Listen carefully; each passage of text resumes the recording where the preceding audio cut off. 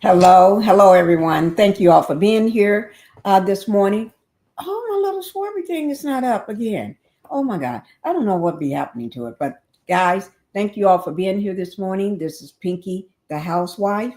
Also, I will be putting this on my second channel, Pink Global. Uh, Thank you all. Today is day 16 of the P. Diddy Combs, Puff Daddy, the Diddler, Dirty Diddy, whatever you all want to call him, of his trial. Okay. Let me get everything up and let me just close this door for a moment. Guys, let me get this door closed. I'm going to go ahead and close the door. Okay, baby? Okay. Get this door closed. Get everything together. Okay, let me pull my shirt back down. Okay, got the door closed. Okay, today is day 16, Wednesday, June 4th of the P. Diddy Diddler's trial. Okay, some surprising bombshell. I call them bombshell witnesses. Okay, these people that's going to make or break the case. Okay. Thank you all for being for yesterday. We had a great live on it. Let me just get my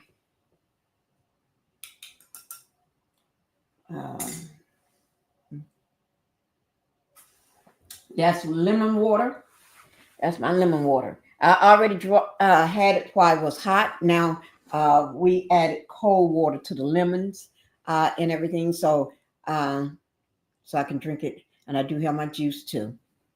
I got everything here. Oh, I got everything sitting here. Y'all don't believe it. I got everything. But we're going to go ahead and get on with the information from the trial and everything. We're going to get that started. I do have some videos I'm going to put up for you. Yes, I do. Oh, gosh. Let me see. So I got some videos I'm going to put up and everything. Okay, so let me see who all we got in here too before we get started, because they went to lunch. They should be back now. I just woke up late. I'm sorry but I just woke up. Let me just say, let's get the house rules out of the way. Then we're going to welcome everybody to the Pink House. Thank you all for being here. Hit that like button coming in. Y'all got to do that for me. Hit that like button coming in. Go ahead and subscribe to the channel. If you have not subscribed to the channel, go ahead and do so. And let me go ahead and thank you all for doing that. Okay. This will be carried on my second channel, Pink Global. So go ahead over there and subscribe to that channel. If you want to become a member of this channel, Pink of the Housewife, please do so. And also, I'm trying to hit to that 6,000 subscribers. I'm almost there. Let me just tell you. Oh, I need 235. I haven't looked at it from yesterday, but this was yesterday. For Pinkie the Housewife to hit 6,000 subscribers, I need 235. So if y'all can, go ahead and help me to get there. I need everybody's help. Pink Global is almost monetized. I need 252 subscribers for Pink Global to get monetized. Okay. So we got to get me there so I can do more things. Because there's a lot of things I've got in the woodwork for my subscribers and my members and people that watch me all the time. There's some good stuff I got in store, but I don't want to take that leap until we get me over 6,000. Okay. I've been doing a little of it off camera, not on, but we got to get me there before I pull out all those others. Okay.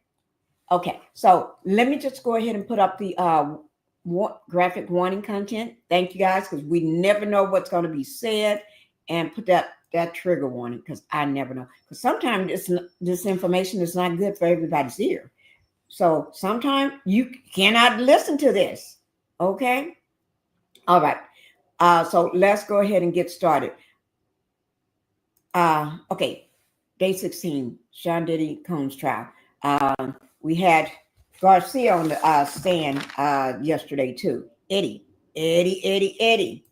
I like Eddie. Oh, let me just say, guys, go watch this short video I dropped last night. I dropped a short video about the former CFO, Derek Ferguson, on the stand. I dropped that last night after my live. That was before I went to bed. So go and watch that for me, please. I would highly appreciate it. Okay. But we're getting ready to talk about everybody else. Tell you what, let's go ahead and first see what's going on outside the courthouse.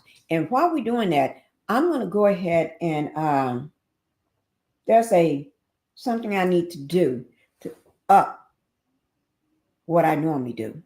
Okay, so I'm going to be taking care of that while we I want to show you all this. While we watch this video, I'm going to be looking into that. It's going to up everything that I do. Okay.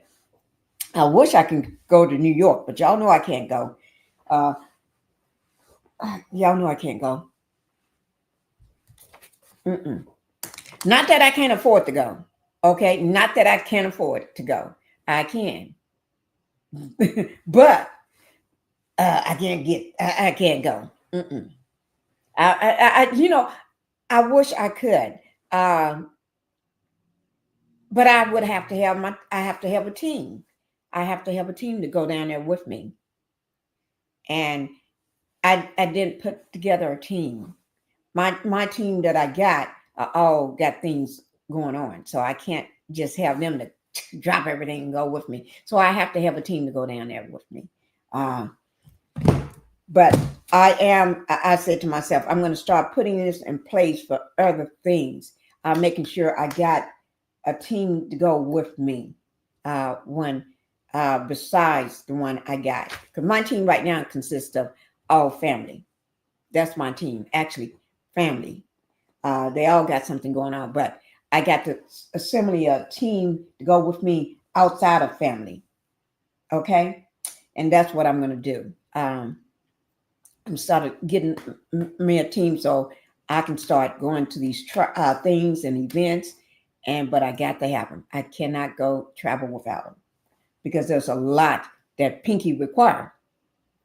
Ain't nothing wrong with me, but I need I cannot. I will not know how to get half of the things done. I'm serious. I have to have a team. Okay, but anyway, besides that, let's go ahead and watch this. This is. I want to put this up while I work on something else. Okay. Now we had Derek Ferguson is the former CEO of Bad Boy Entertainment. Ooh, like I said, that's a bombshell. And y'all heard from Eddie Garcia yesterday. Ooh, another. Ooh, it's like stuff be falling. Okay. He testified about the video. About, I guess he was when let me just put it like this. I bet when he heard or saw somebody brought it to his attention, or he found out or whatever, that video is out live in color all over the internet, all over the news. I bet he shit bricks. I'm serious. I bet he had a moment. I bet you was shitting bricks. Think about it. That man had them 3 guys that took that money from the hotel. I know they were shitting bricks. Oh, shit. That tape didn't supposed to see the light of day. And I know, can't nobody tell me Diddy didn't shit bricks too. That's why he came up with that sorry apology that didn't go nowhere. Fell flat on his face with it. When I say flat on his face, it did. Because not once did he apologize to Cassie. He apologized about himself, and that's it. And trying to apologize to the world. But you weren't in no hotel beating on the world. You weren't in no hotel with the world. You was in the hotel with her. That's who you should have been apologizing to her and her family. Her mom and dad. for doing this. Okay. But anyway, so that was eye-opening. And we went over that. We saw all that yesterday. And then the video I dropped last night. Okay. I'm waiting on his right-hand woman, KK, to take the stand. And I think the reason why you don't hear nothing about KK or anything, just my opinion, and it's allegedly, that I think she interned.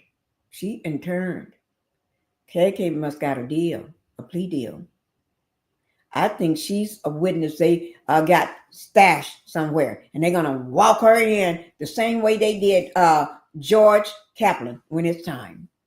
They're gonna walk her in because they flying in these people, bringing them in under protective custody. In my opinion, yes, they are. They ain't already there. Oh shit. Oh, okay. If they ain't already there, guys. Thank God the chair is leather. And just wipe it off with the paper towel, and I'm good. Okay, so let's go ahead and get this video up. We're going to get this video started. Okay, guys. This is what, and then we're going to see. Oh, first we need to see what's going on outside the courthouse before we start that. Let me see what's going on outside the courthouse. I got it up somewhere. Where do I have it up at? On one of these tabs. Oh, here it is, right here. It is live outside the courthouse with let me see. It is live. Let me make sure it's that I didn't pause it in between because sometimes I'll be doing things. Okay. Diddy, it says Diddy trial latest. Frank, what's this? Pizza testimony? Oh, live updates from the courthouse. Okay, let's go ahead and get it started. Let me make a note of this here. Also, I don't know if y'all heard that Diddy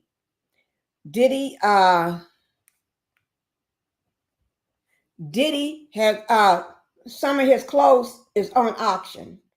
The man is trying to auction off clothes, his clothes. Now, you know things are going bad when you got to auction off your clothes. Okay? If you got to auction off your clothes, things are bad. I'm just making a note for something right quick, guys.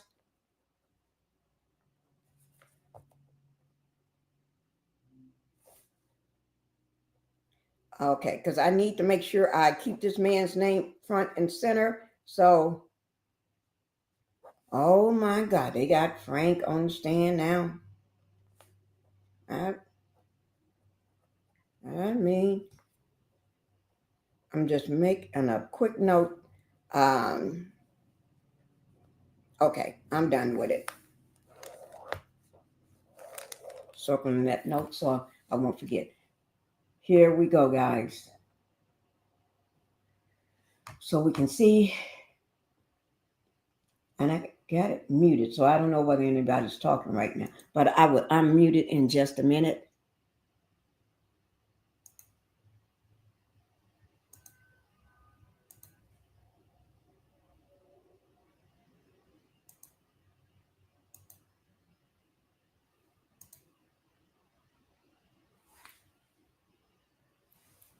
Okay, here it is. This is outside the courthouse.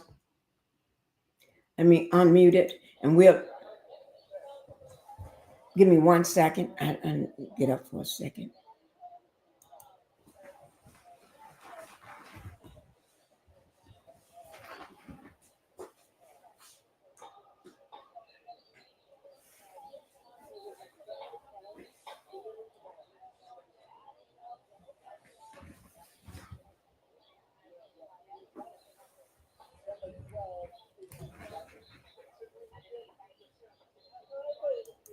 You can see all the the noise outside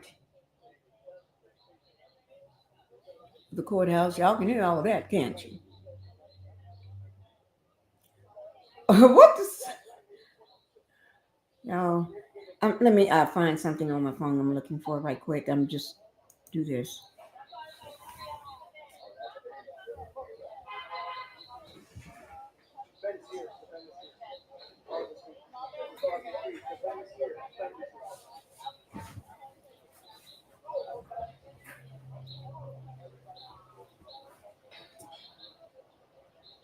Okay, we're gonna see.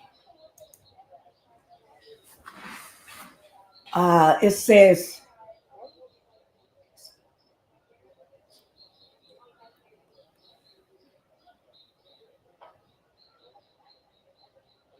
okay, give me 1 second, guys. And then we're gonna get started.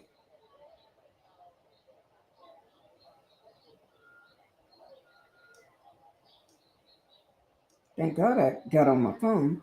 I'm not even muted. Okay. Oh, Lord. Guys, let me do something right quick. I just thought about something. Let me take this down for 1 second. I need to, I'm not going to keep us right where we are. Just give me 1 second. Okay. I just want to make sure. I see you all coming in. Just give me 1 second. I'm just trying to do something.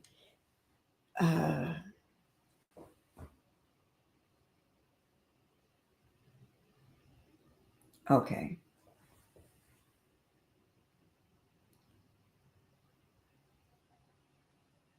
Okay, here we go. Let me bring that back up. Where is it? Where is it? Okay. Oh, Lord, I do need to bring this back up. What is this going on? Let me put it back up here for y'all. What is this going on? Is that the police arresting somebody? Huh? Somebody trying to get arrested? The popo trying to... Is he arresting somebody or are they waiting on family to come through? I don't know. Y'all know we are nosy. I'm just nosy. Okay, let me thank you all for being here. Renita, thank you for being here this morning. Let me mute this right quick. Okay, thank you, Renita, for being here this morning. Thank you so much for coming in. And Sharon, thank you so much for being here this morning. Thank you, guys. Wait now, are they arresting somebody? Wait now, are they talking? Y'all know we don't want to miss nothing. Let's see what's going on.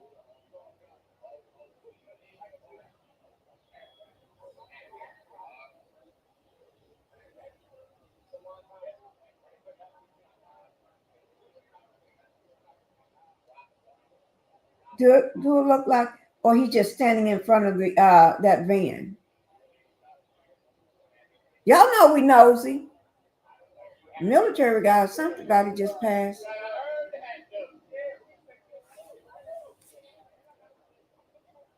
TNT, thank you for being here. Hello, Renita, Sharon. Thank you. Happy Wednesday, everybody. Happy Wednesday.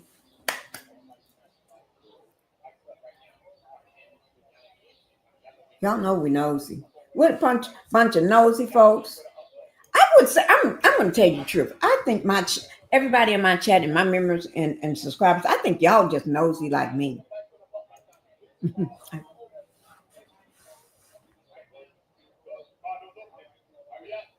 Oh, no.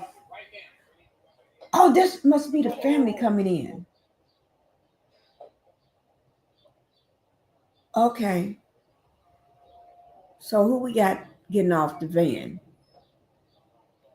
We got the Combs son, the one with the curly hair, and Mama Combs. Oh my God, Mama Combs got a new wig. Y'all better put it down. Y'all heard it here first. Mama Combs got a new wig. Is that a new wig? I bet you. I guess she got tired of people talking about her wigs. Mama Combs got a new wig. I've never seen this wig before, guys. If y'all have seen this wig before, if y'all have seen this, put it in the chat. I have never seen this wig before. It looks new. It looked like she haven't combed it out yet. Mama Combs got a new wig. Mama Combs got a new wig. New wig. Y'all put a new wig in the chat. Put a new wig in the chat for Mama Combs. Tell me how you like that new wig. If you like it, Put it in the chat. If you don't like it, if it's not becoming of her, let me know. I want to know. Is that, go ahead, mama, new wig. Oh, that means Sharon liked that wig. Because she said, go ahead, mama, new wig. I'm so glad. Whoo. I ain't going to tell you.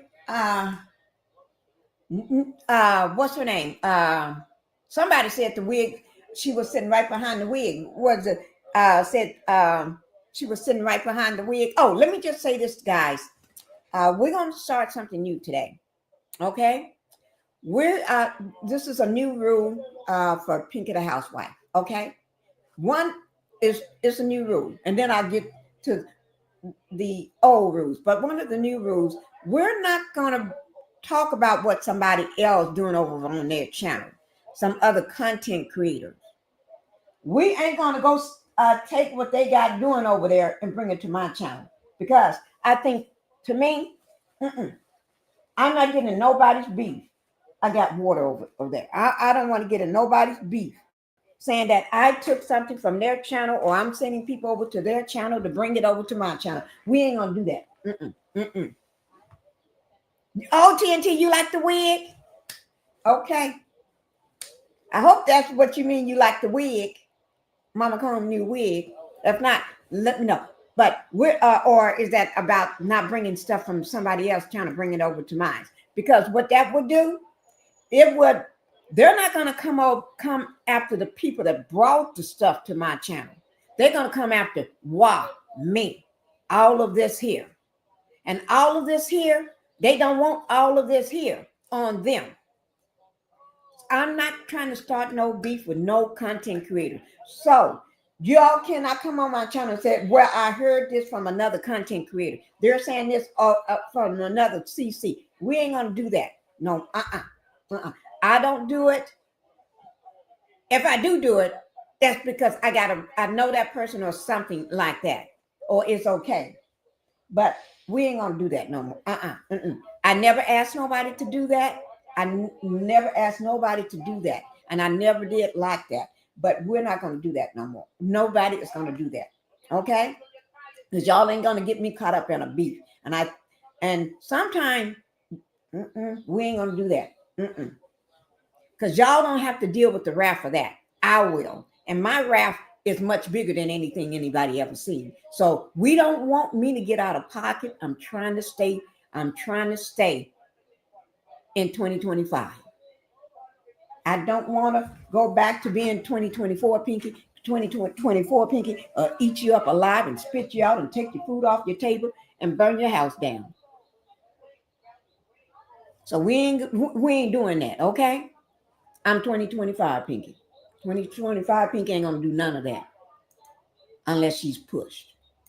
But I don't see that coming.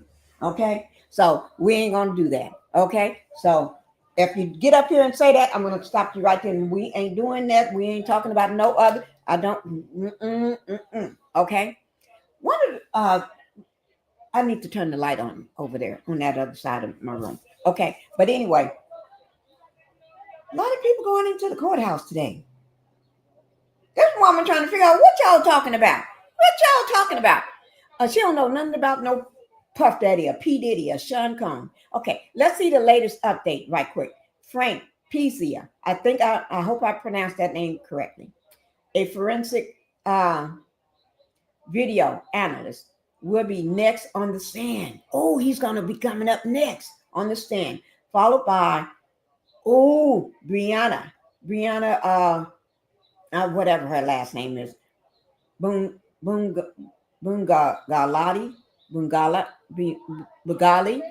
a woman who claims Combs dangled her over a back. That's the woman that got dangled. Why do people always dangling people over balconies? I have never been dangled over a balcony. I don't know nobody been dangled over a balcony. Combs paid $100,000 for Cassie assault video. Witness says, okay, yeah, we know that. But anyway, so this is a woman that said she got dangled over the balcony. I could seem like everybody I know get dangled over a balcony. Dealing with these folks in the industry, you just have to watch yourself. But anyway, on Tuesday, that was yesterday, a former hotel security guard testified that Diddy feared his icon career would be ruined if the public ever saw a video of him beating his girlfriend in 2016. Okay. I know, well, I'm going to say allegedly, he did not want that video to see the day of light. And that's just one thing. Okay. So let's see what else. I'm going to get another video up, guys, for us. Just give me a second. Let me, oh, Lord, what is this up under my desk? Okay. We're getting ready to see more video.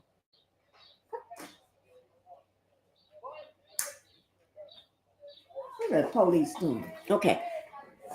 So we're going to hold on to this. This is not going anywhere. We're going to hold on to this. It's going to stay where it's at. Okay. But because we got to hear what been going on in the courthouse. Okay. So this ain't going nowhere. This is all going to stay. Okay. So throughout the day, we'll be coming back to this. Let me just go ahead and take this down so we can get our next video up. I'm going to mute it because all you're going to hear is people on the streets talking, or who is this coming at? Who is this coming out? Let me put it back up there, guys. Let me just go back attach and so y'all can see who this person is. Just came out. Did I go back further enough? Okay, well, that's that couple. So let me see.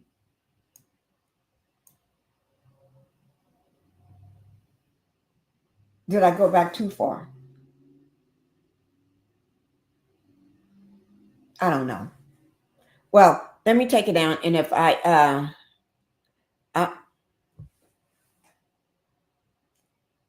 everybody got business at the courthouse today. Courthouse is a busy place. Courthouse is a busy place.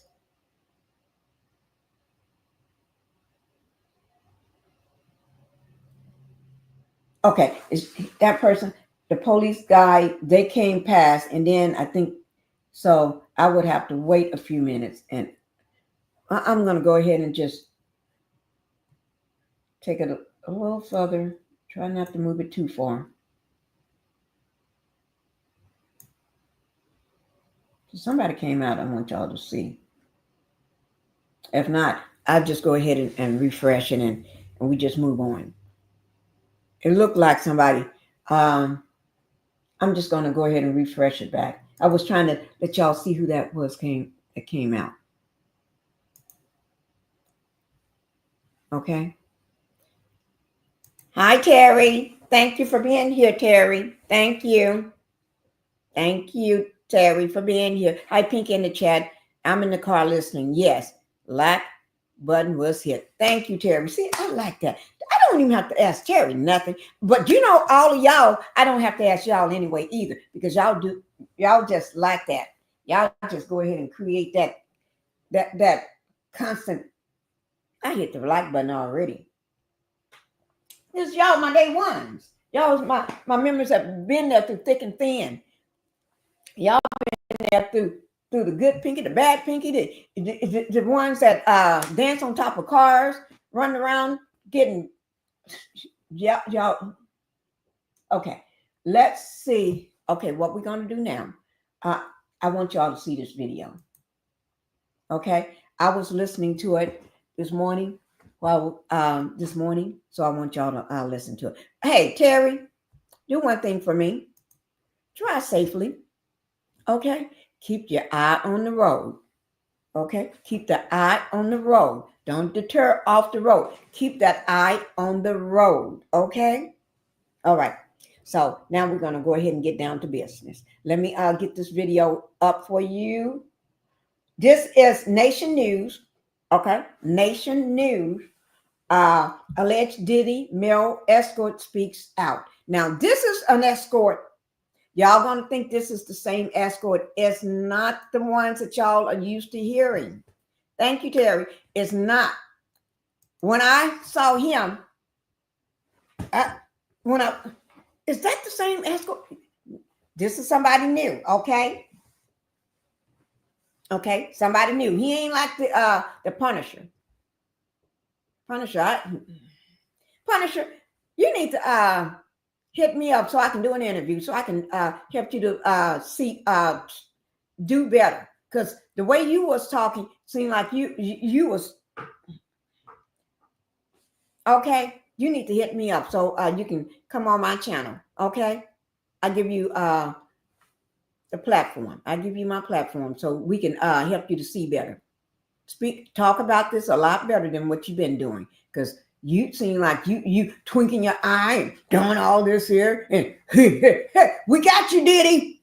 No, you ain't gonna sell that book acting like that, okay? So we're gonna go ahead and watch this. This is with Nation News, okay? This is today. It ain't from yesterday or whenever. It's from today. Just today, a few hours ago, while I probably was sleeping or while I was brushing my teeth or something, okay? So we're going to go ahead and watch it. And yes, I got the caption on, so y'all, just in case. If you can't hear it good, you can recross the screen, okay? Here we go. And y'all need to hear this. Y'all need to hear this. I only bring y'all things that you need to hear.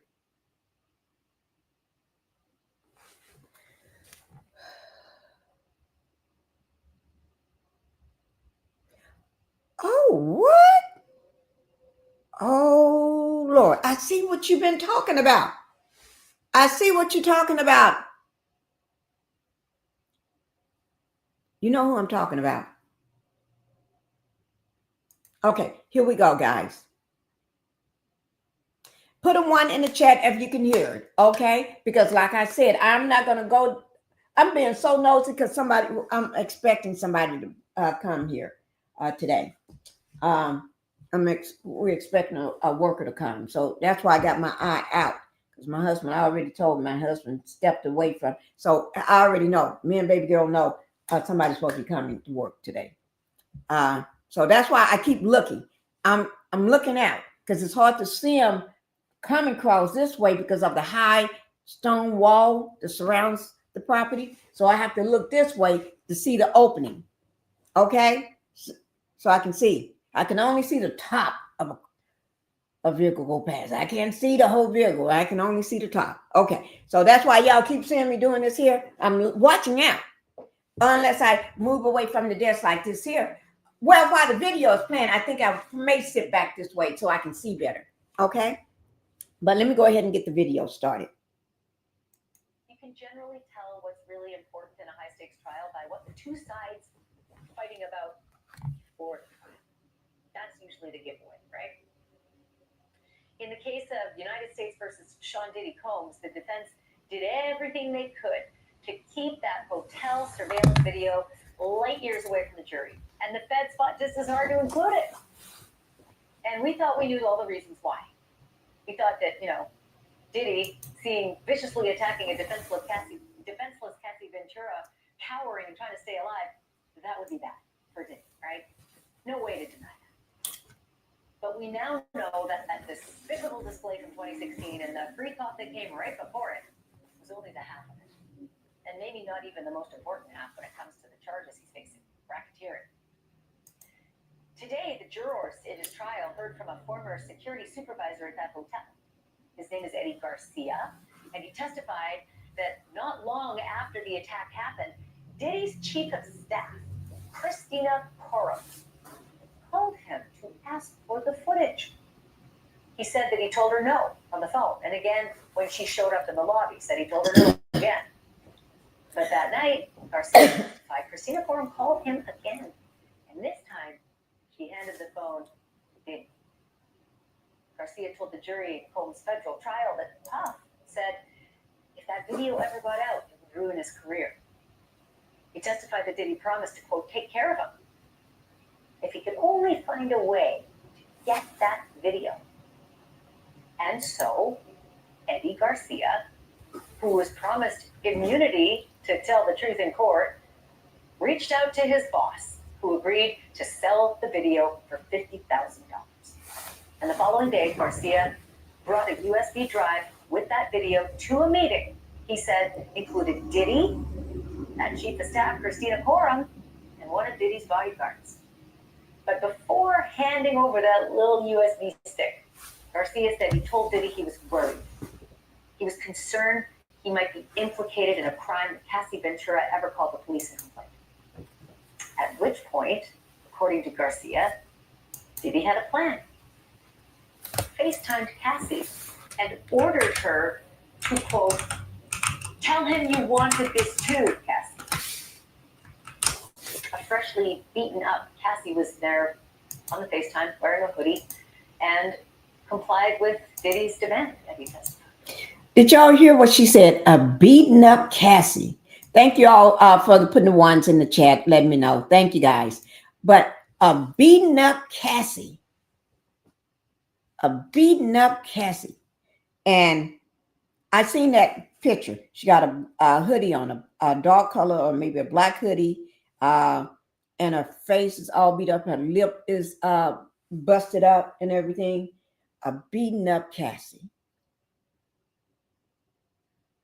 What? Wait now. I just can't. For some money. I just can't take it. She is beaten up. So, and then they're gonna hide the tape. They're gonna give him a copy of it because they didn't give him the whole tape. Thank God they didn't. Somebody was smart enough.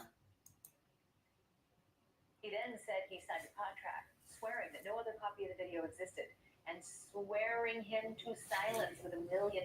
Let me just say this. The fact that there was another copy of that video, those people, and they swore that there wasn't. Y'all know the Diddler don't like nobody to say nothing. But yes. If you say no or if you didn't do something right, your tail end belong to him.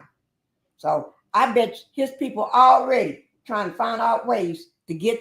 They probably can't get to the hotel security guard, them the three now, but they're gonna get to him some way, even if it's through the family or something. In my opinion, or make sure they don't ever work again. In my opinion. If he ever spoke of what he saw or of what he did, i.e. the payoff. In return, Garcia says he was handed a bag containing $100,000, double the amount that Garcia's boss had asked for. So he got a bit of it, another guard got a bit of it, and the boss got 50. And allegedly that wasn't the last time that Garcia heard from Sean Combs. Garcia says that Diddy called him on Easter, telling him, quote, you're my angel. God is good. God put you in my life for a reason, end quote. And then Diddy asked whether anybody had asked about the video. And Garcia said, he told Diddy no. And then Diddy said, great. Garcia told the jury that Diddy told him if he ever needed anything to reach out, which Garcia did. Said he needed a job. But Garcia said he never heard back from Diddy about that. Now, 9 years later, that video has turned up as evidence, not just of craven brutality, but of potential bribery and obstruction of justice, which are two predicate offenses that are required to prove, what do you know, racketeering. Mm-hmm. Something else that could prove racketeering and the sex trafficking charges? If Cassie Ventura, his girlfriend, was coerced through fear and beatings to take part in those kinky freak-offs with male escorts who were flown in from, other states, that is what you call sex trafficking. It's what you call coercion, forced labor, other predicate acts of RICO. I'm joined now by Sean Deering, a former escort who worked under the name Skylar. He says This is who I wanted y'all remember I said there was another S worker, and I wanted you all to make sure y'all see this video. Yes, you wonder whether AKA Scalar is going to take the stand or not. He's another S worker. Okay, so we're getting ready to hear his story. Okay. participated in more than a dozen sex acts with Diddy and Cassie. Sean, it's really good of you to be here. I appreciate this more than you know, because this is a very sensitive topic. A lot of people are very nervous and concerned, and I can understand if you are as well. Let me start by asking you, when you were with Cassie and Diddy, did you ever get the sense that Cassie wasn't fully into this sex act that you were performing with her while Diddy was watching? Did you ever get the sense that she was doing this because she was being told to do it? You know, I don't like to assume, and in those situations, I entered in full respect, and I want to, everything I say, I don't want to overstep my boundaries and such, and I want to say in all due respect to Cassie throughout the situation, that she treated me with the utmost respect, dignity, even through these crazy acts. You know, initially, when I had, in the early days of seeing them, it was very jovial, like, you know, two adults who wanted to explore further. But as the encounters grew, there was an energy about these situations and such that I guess you could say devolved. So for me to say, from my perspective, that I know for sure by force, it's a little presumptuous, but what I noticed on a physical, from just a physical person-to-person perspective, I'm also a bartender, was a bartender, and I did private parties and such. So I observe people a lot, and I'm that guy. I do appreciate. I love to serve, so I'll listen and such. I mainly was there to ensure I accomplished my goal for that evening, to provide the entertainment that the two people who hired me desired. And, you know, for me to say I can definitely confirm this or that, it would be a little sumptuous, but I can definitely say, you know, there's a spirit that had changed through time. And with that, I don't know what happened behind further closed doors with them, but there were signs, some would say. Can you qualify that a little more? You said the spirit changed. How did things change? And as these progressed into the latter part of the sex acts that you performed with this trio, did it seem that Cassie was as willing? That's kind of how it devolved. It seemed, you know, I don't mean to speak in such broad terms as this, but I perceived, you know, what we did. We were adults on a adult playground through that time and such. And so that kind of was the spirit initially, where she was very just easygoing and warm. And there were times where in the later days, yes, it did seem very performative in a sense, and that's part of the kind spirit that Cassie has, that even if people, you know, many people will ask, why do you go back? If you're so brave, why'd you keep going? Many won't understand the deep seed of arms that someone with power or fame may have. And I'm just a nobody. I'm just a small dude from a town in Hawaii. But I was involved in these situations, and you know, Cassie just, I guess all I can say is I have the utmost respect for her, and she shocked me throughout the whole experience. I'm sorry, my train of thought gets a little lost at times, but. It's okay. I do want to be more pointed in my questions, only because it's so critical, because they're debating her reaction in, these sex acts. Her lawyers will say she was fully into it. This was sex between consenting adults. She loved it. She texted him. She loved it. She wanted to do these things. But the prosecutors are saying, and she herself said on the stand, no, I didn't. At first, maybe, sure, but this became my job, and this became something I had to do, because if I didn't please him, I could get beaten up by it. And I just wondered if you ever got the vibe, or if you get a sense that seemed to check boxes with you as well. That's kind of how you felt about how things digress. With that kind of framing, yes. Like I said, I don't want to come out and say that because I don't know what went on further. But the spirit that was there, it definitely devolved from, cordial two couples having fun into, her even going beyond the moment and being kind enough, like, she would put on the smile and then continue in her role.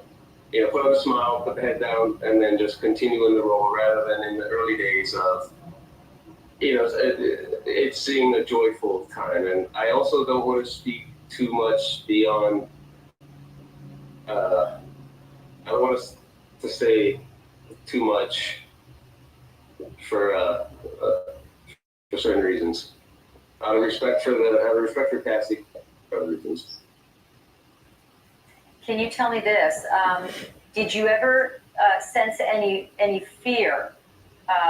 Did you ever sense that Cassie had any fear of the way you and she behaved if Diddy were in the room or if he weren't in the room? That's one thing, I used the term she's a badass lady in the People article recently. And I mean that in the sense that she could step back and understand. I wouldn't use the word fear. I would use the word respect.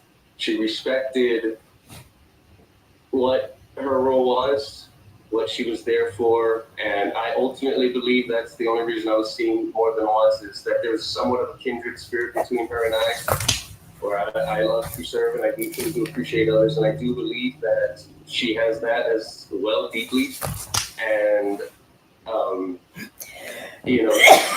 to make the most of this situation. She wanted to satisfy this. Let me ask you this, Sean. Sorry to interrupt, but let me ask you this. There was some episode you described where Sean Combs walked out of the room, and you asked her a question, and she shushed you and said, no, we can't talk until he comes back in the room. Is that true? Is that what happened? Is that the correct description? Yes, that did happen, and I realized I would like to I'm going to try to keep our private moments a little more between us moving forward. But there was a moment, where the acts were happening and Diddy left the room, and I forget what I had said, but I kind of just like, hey, what about this or that? I forget what the topic was. But it was a moment where I kind of had a realization of the depths of the situation, wherever it is, because she was, we were passionate seconds before, and then the next moment, you could tell there was something that had come over her in a sense that she knew it may cause jealousy or something of the nature if her and I interacted in some way with him not there. So you sensed a fear. You sensed a fear that came over her very quickly once he left the room, that there should be no conversation between you. Did it sound as though it seemed to you she was frightened?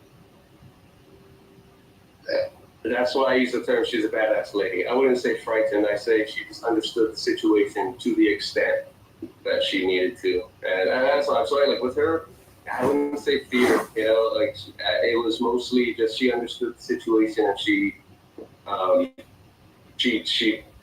yes, I know that through those times, like that demon in his eye, but I just see her as such a strong individual that I didn't necessarily see fear in her, just she knew her role at that time.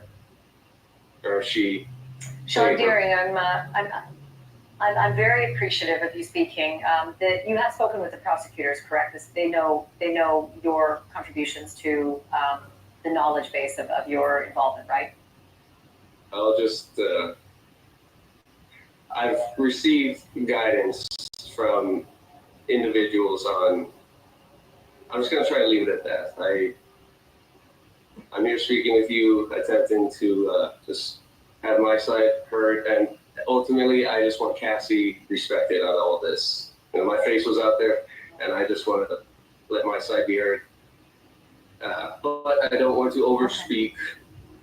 And you may have to, if they call you onto the stand. I'm nice. They're not sometimes, so I will watch for it. And Sean, if you do testify, I would love to talk to you again. I appreciate you speaking with me tonight. Nice chatting with you. Have a good night. You too. Folks, the Diddy case has taught a lot of us. What do you all think of that? This is Sean, aka go by the name Skyler, when he's performing as a SEX slave for the Diddler. Okay? What do you all think of that? He's nice compared to the testimony of, I didn't like the Punisher, or, but anyway, he's, I just don't know. Let me finish it up. Ooh, this is more than we ever wanted to know about racketeering laws, but Diddy's hardly the first celebrity to face RICO. The rapper Young Thug was also charged with racketeering and stood trial for almost 2 years before agreeing to a plea deal last October. In exchange for pleading guilty to drugs and firearms charges and no contest to racketeering, he was sentenced to 15 years of probation. what? The foreman on Young Thug's jury was a man named Jason Collins, who's just launched a YouTube series about his experience, and Jason is kind enough to join me now. Man, oh man, good to talk to you as well, Jason. Thank you so much for being on. Thanks for having me. How much of a learning curve? I just can't imagine. You go from this normal life and you're thrown into a courtroom and suddenly you got to learn everything there is to know about RICO. Do you feel, as a juror, you have a very different perspective of what it is to be found guilty of RICO than, say, all the people reading headlines about Diddy? Correct. I mean, it's so much that's involved, and it's so big. And going into it, I wasn't knowledgeable about it, but after sitting in that courtroom for that amount of time, you get to start to learn about racketeering and RICO and what that the prosecutors are trying to formulate and give us as jurors to understand what's happening. I will say that I'm a huge opponent of RICO, especially in that case right there, because I think that the court case was not set up in a manner to charge most of the defendants inside who are being charged in that courtroom. However, I will say that it's good to know what someone, I mean, the amount of evidence that someone should bring to a courtroom in order to be able to charge someone properly. But RICO, I was not a huge fan of it. I thought that the court case itself was done poorly. I've expressed that, and I believe the state was unorganized, and that's what led to either the plea deals as well as the verdict that the other jurors and I came up with towards the very end. And what was that verdict? The verdict is not guilty, except for there was one charge that I'm sticking out as given to one of the defendants, and everyone else took a plea deal, including Jeffrey Williams. So, yeah, it was a long process. Let me ask you this. Now that you've been through it, are you way more mindful? You see a case like Diddy's and you're watching every single moment of it because you want it, because you know what it takes now. Are you seeing in Diddy's case that the threshold is being met for RICO? Threshold is there, and I thought about that. There's what do you want to, as the juror, you want to be able to show a web and how things are connected, and it's up to the jurors to follow the story. And for me in particular, I follow the facts. So it's not going by the emotions; I was going strictly by the facts. So you have the defense team who provided their evidence and providing what they want us to know, and you have the prosecution team who did the same exact thing. However, if things are not matching up, then you start to wonder, okay, then now you have to differentiate who's telling the truth and who is stretching the truth. And so in this Pinkie case that's going on, which is worldwide, if I was a juror on that court case, I'm going to see any inconsistencies. I'm going to take out the emotions and I'm going to go by the facts. It's up to the defense team to provide me the facts that took place. Of course, the prosecution team is going to share what they have to show. Share what they have to share. However, it's a web, and this court case right here does give a threshold, I believe, of a RICO case. This is a prime example of a RICO case. What Young Thug was going through, there was a lot of made up things that the jurors and I started to question. But this particular trial right now, there's a lot of evidence that's there. But it's up to the jurors to connect those dots and then formulate their own opinion once it's time for them to reach a verdict. I can't wait to have you back, and I'm going to invite you early and often, Jason Collins. You really have your head around this like not many people do, so I really appreciate your knowledge. Will you come back? Yes, thank you. I definitely would want to come back. This is just a major trial, and it's so great to speak with you. But this trial is going to shake the world in so many ways, especially the industry as well. And it will teach a lot of people about this particular set of laws and what it takes to get a conviction. Thank you so much, Jason Collins. Really appreciate it. Thank you. Okay. Okay, guys. On that gave us another S worker. That, you know what I mean? We got another S worker. And so the more and more this trial goes on, the more and more we're seeing. Now, let's talk about the last few people that did. We can get this down. The last few people. We had yesterday on the stand, Mia finished up her testimony, okay? She's done. She did a great job, although depends on your opinion, whether you're for the Diddler or not. But I think she did a great job, okay? Now, when it came to Eddie Garcia laid out the pieces on that videotape. The videotape from CNN that showed us the Diddler stomping and beating and dragging Cassie. That tape blew the lid off everything. What? No. It was her lawsuit first. Once that first lawsuit hit, that gave way to everything else. And then that gave way to this video and everything that he claimed. And everybody was saying she's in for the money. How are you going to be in for the money after being abused and attacked and stoned and beat and going through having your stitches put up here, busted lip, beat up eyes, all that for years? No woman is going to say, I'm going to hang in for the money. The longer I hang in, the more money I can get from it. No. It doesn't work like that. Okay? It does not work like that. This woman was brainwashed, to me, in my opinion. That's brainwashed, took advantage of as a young 19-year-old. Okay? Just like all the other. Even the grown people that come across them done the same way. So you got an impressionable 19-year-old, of course. Oh, I'm still looking. I'm sorry, guys. Still looking for the person to show up. But so you still got a young person that was taken advantage of. Now, oh, don't forget Sylvia Oki. Don't forget about her, and I hope I pronounced that last name. She's the hotel custodian that was in charge of sales, marketing it for the Beverly Hills hotel.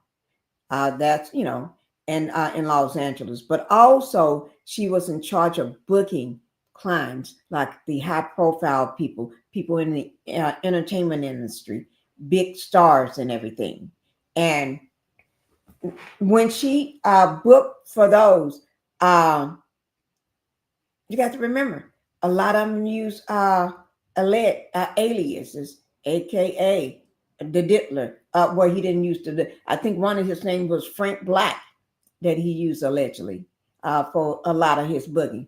And Cassie, he had different names for her. They had different names, but he always go to these hotels, if not his home, somewhere to commit these horrible free calls that tears up the rooms and cost the hotel lots of money, for tearing up the room, but they charge them for it. So, but you got to, but think about it. They didn't have regular staff come in to clean these rooms. They had to get outside people to come. Once the regular staff do their job, but then they have all this damage and all this oil and all this stuff.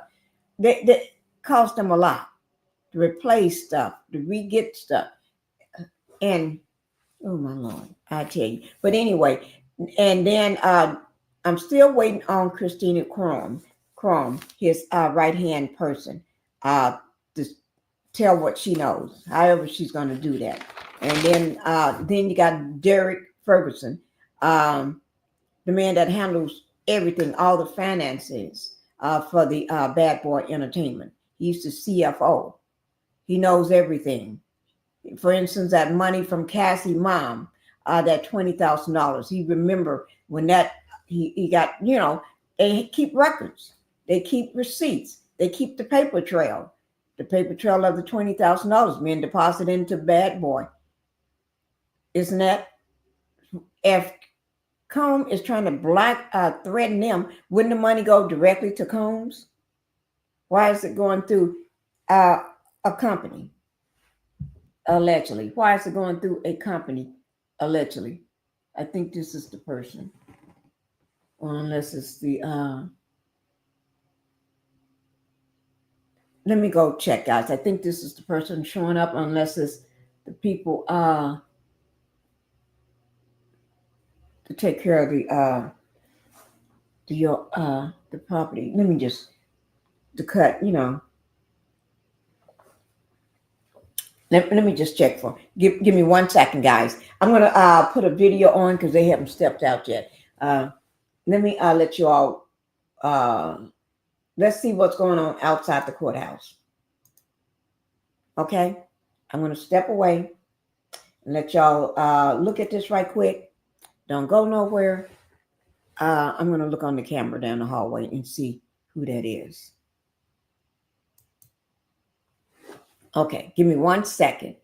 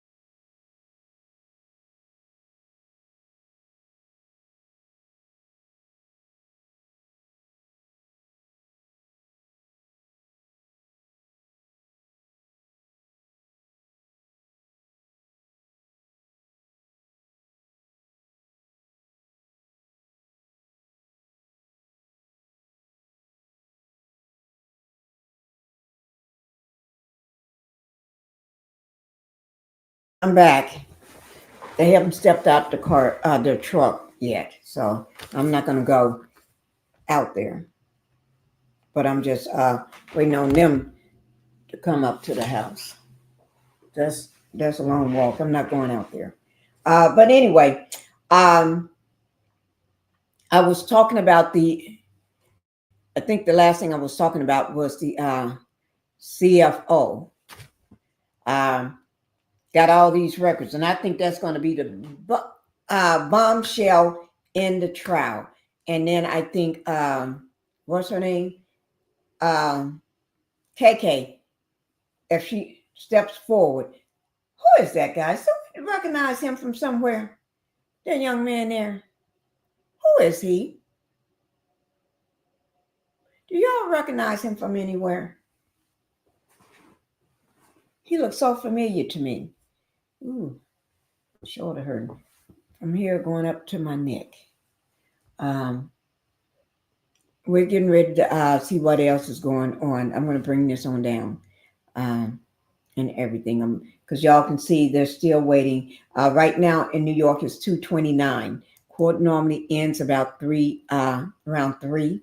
So in about 30 minutes to an hour, they'll be letting out of the courthouse. So we're going to see what's going to happen from that point on. Okay. So we're going to move on. And like I told you all, I'm going to try to get it started today, but if not tomorrow, let me just see, because I'm going to have it where, just say I got something in store for you all for tomorrow. Okay. I got something in store for tomorrow. Let's see about the dangling over. I want to go over this with you all. Remember the lady that was the person that was dangling over what they call the balcony. Okay, so that's one of the things they've been talking about today. So I want to go into the person being dangled over the balcony. Okay, that is I think she's a designer. Sean Combs trial updates.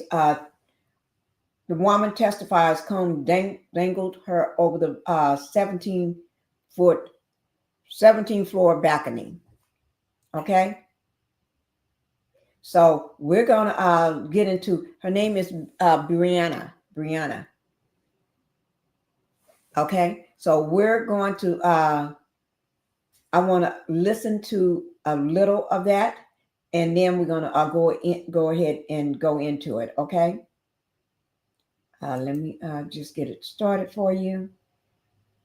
Let's get it back to the beginning, because I got to hear this. I don't know about y'all. And then we're going to talk about it. I'm just trying to bring it to you as quickly as I can. Okay, here we go. Right here in New York, the Sean Diddy Combs sex trafficking trial is halfway through its 4th week of testimony. And a forensic video expert just wrapped up his time on the witness stand, where he walked jurors through the video footage of Combs's beating his then girlfriend, Cassie Ventura, at a Los Angeles hotel back in 2016. And to confirm the authenticity of that disturbing footage, NBC News senior national correspondent Stephanie Gosk joins us with more. Stephanie, I feel like most of us have now seen that video of that 2016 event. Combs eventually did not deny that it happened. So I guess my question is, why was forensic expert even called in the first place? Well, the forensic expert was called because the defense is raising questions about the authenticity of the video. And why are they doing that? Because prosecution and investigators don't have every camera angle from that night. They have a few of them. They have 3 of them. The other 2 angles they have are actually cell phone video taken of the surveillance video. At least that's what the prosecution says. That was the video that was leaked by CNN a while ago. We know that CNN paid for that video. So the defense is raising questions about the authenticity of the video in totality. And so that is why right now the prosecution has this expert on the stand and is going through step by step. But consider this as well. This is one of the most damning pieces of evidence that the prosecution has. They are spending hours going frame by frame, showing the jury this video over and over again. But to be clear, I mean, Combs did not deny that those events happened, right? What the defense is saying is that it has been stitched together in a way that is inauthentic. They have a number of questions because it is potentially so damning. The defense is going after it, right? And so the prosecution is saying, well, if you're going to go after it, we're going to put this expert on the stand to testify that it is authentic. And then we're just going to show it over and over again to the jury.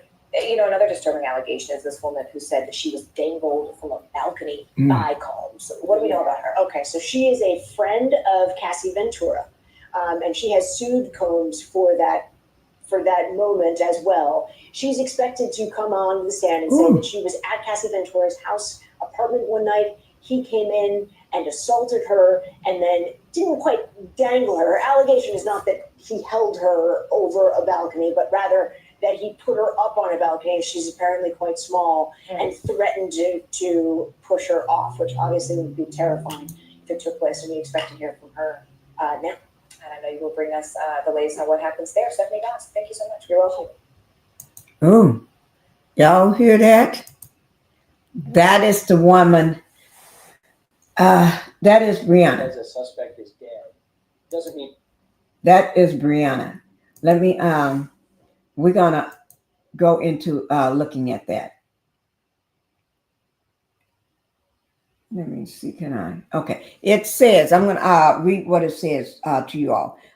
What to know about, okay, here it is, Bryana, who alleged that Diddy dangled her over an apartment balcony, is on the witness stand.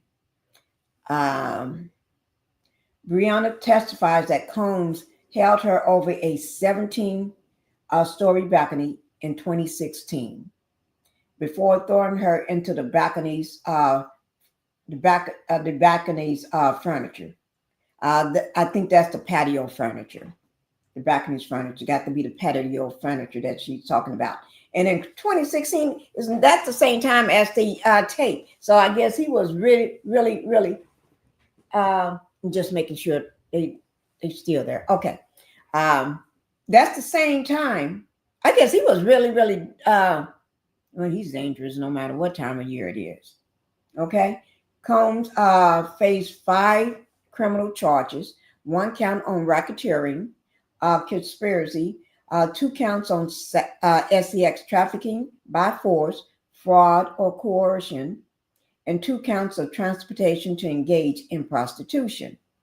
Combs had, let me see, can I move this where I don't have to, well, I'll do this here. So I don't have to move my head as much. Okay. Combs had denied all the allegations against him. This is live briefing. This live briefing may include graphic description of sex violence. Okay, for resources, they give you a number to call the National sex Assault telephone hotline. And let me just click on that and say that number out loud so y'all can, just in case. And since I put it out there, you can call 1-800-656-HOPE, HOPE, which is 4673. Okay, for that, just in case. And it's confidential. Okay.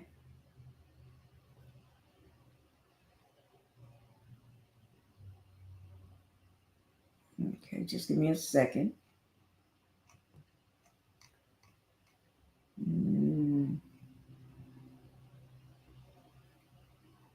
Okay, it said the defense, this is around 1:24 p.m. and my time is 1:38, so this is about an hour, 1:38, so this is a little over an hour ago. Okay, Combs' attorney Nicole Westmoreland began cross-examination of Bryana. That's the lady. She's a designer, I think. That was the one that was being held, dangled over the balcony, the 17-story balcony, and then thrown into the balcony furniture, the furniture on the balcony. She cross-examined her by asking her again about the immunity order that she was provided for her testimony. And she do have, so she's letting them know she got immunity. So she can tell the truth. She don't have to hide anything. She can let it all flow. Get it all off your chest, because sometimes that's trauma. Get that off your chest. You've been having to hold it in and keep it in for so long and only telling maybe if you told anybody. But now it's your chance to get it off your chest. Unless, you can tell your psychiatrist if you go into therapy and stuff for this. But anyway, Westmoreland clarified that the protection against prosecution only works if Bryana is truthful. And she then followed up by asking Bryana who she understands has the power to decide whether or not she is lying. Okay, what she said, she followed up by asking Bryana who she understands to have the power to decide whether or not she's lying. And the prosecution, Bryana answered. Let me see what she answered. Give me a second.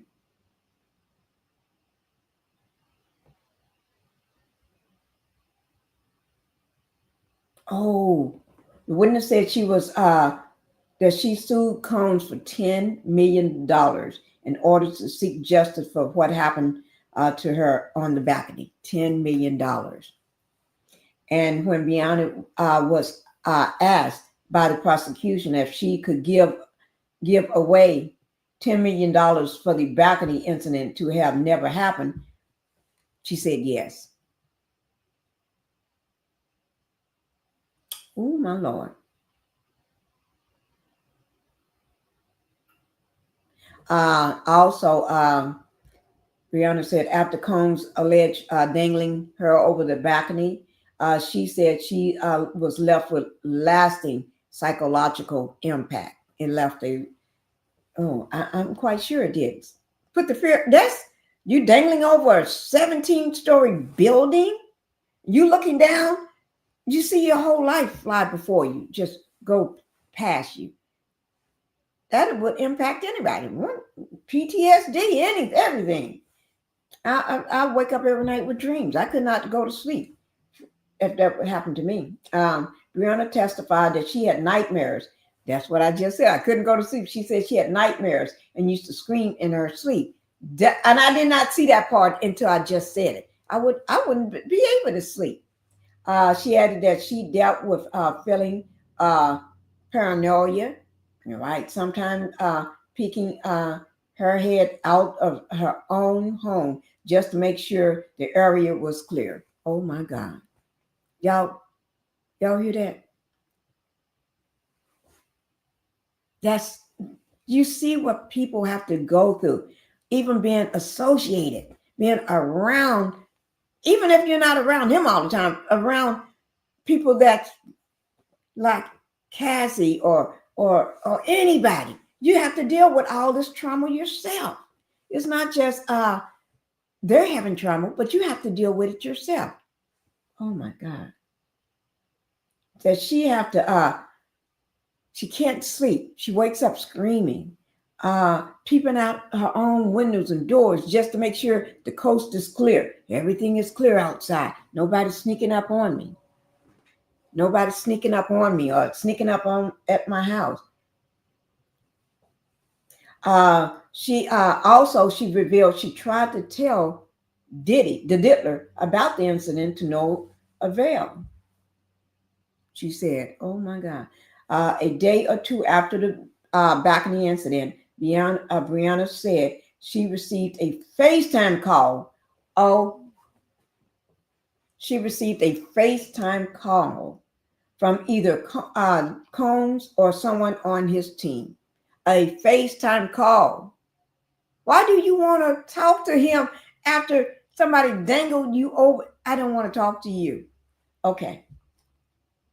She told the court that she repeatedly stated that she don't want to have problems with Combs, but Combs didn't say much.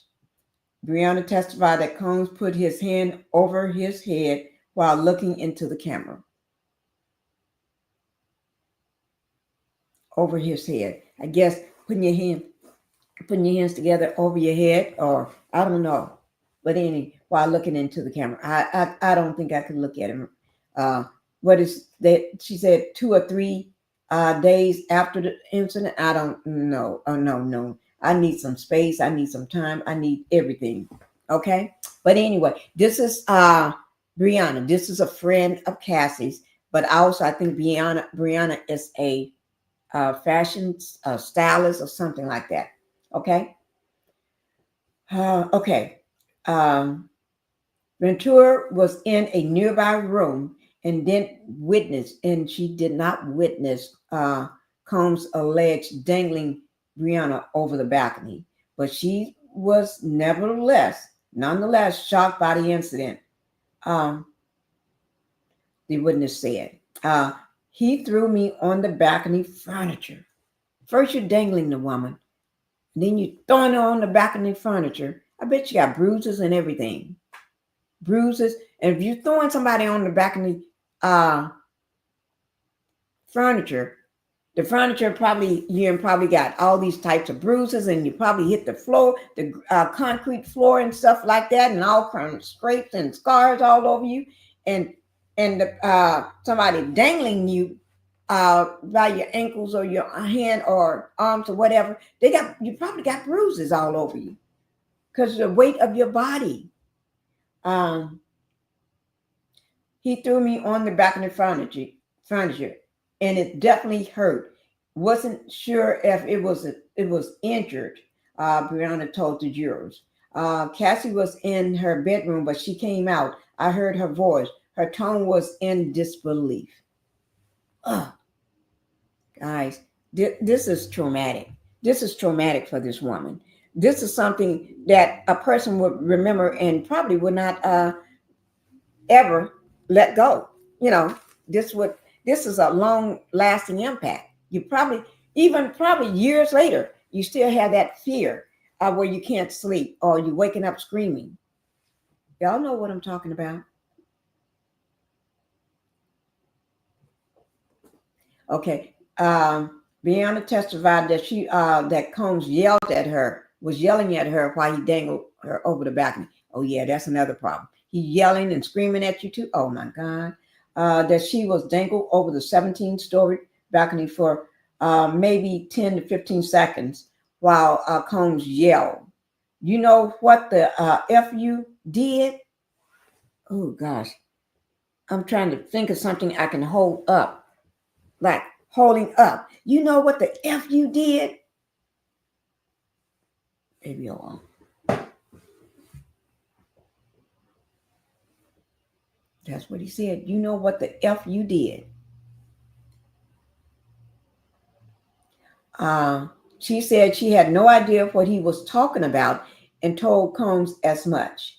Bryana said Combs allegedly came up behind her and lifted her above his chest to hold her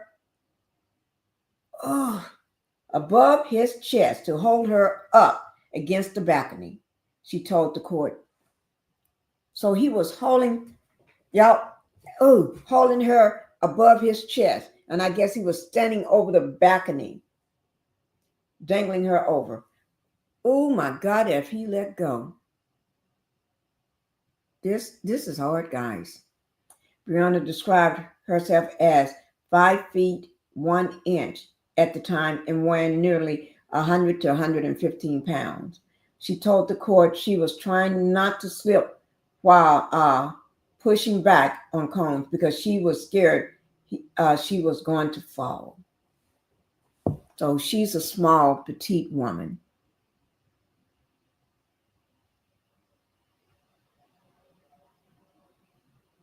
And if people want to know what, because I'm 5 feet. Yes. So she's about my height, 5 feet 1. Well, say I'm 5 feet and a half. I'm 5 feet and a half. I'm never 5 feet. I'm 5 feet and a half. Okay, so she's about my height. And she weighs nearly 100 to 115 pounds. So she weighs a little more than me. Or maybe, I don't know, depends on her bones. I don't know. But I weigh about 100 pounds myself.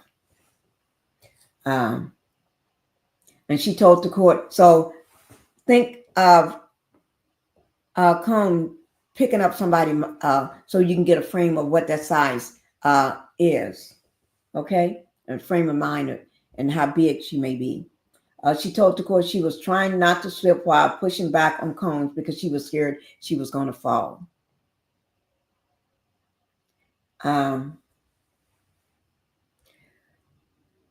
Okay, and then after she got through saying that, the courtroom has returned after lunch break because they went on lunch after that, and then Bryana is back on the witness stand testifying, going through on the witness stand giving her testimony. Okay. Also, the judge declared a recess for lunch, telling the jurors to return to court before 1:05 p.m. Eastern Standard Time. When the jurors are returned, they'll hear more from Cassie's friend, Bryana, and her description of the alleged threats made by the diddler. Okay. Now, also, this information here about what's going on in the courtroom, I would have this information down in my description box, okay, below my video. So if y'all want to go back and read the information, the transcripts and stuff from the courtroom, you can. What was said and everything. It will be down in below. Also, I do want to say, it was one more thing I was getting ready to say. Oh, yeah. The time is 1:50. So that means it's almost 2 o'clock. So it's almost 3 o'clock in New York. Okay. With it being almost 3 o'clock, they're getting ready to end. Court is soon going to be ending soon. And we're going to make sure we don't miss it. We're going to flip over to see what's going on outside the courthouse. Okay. And these are witnesses. Oh, all new stuff. Okay. Combs called himself the devil. Combs called himself the devil and said that he could unalive her. Witnesses said. Bryana said. Combs called himself the devil and said he can unalive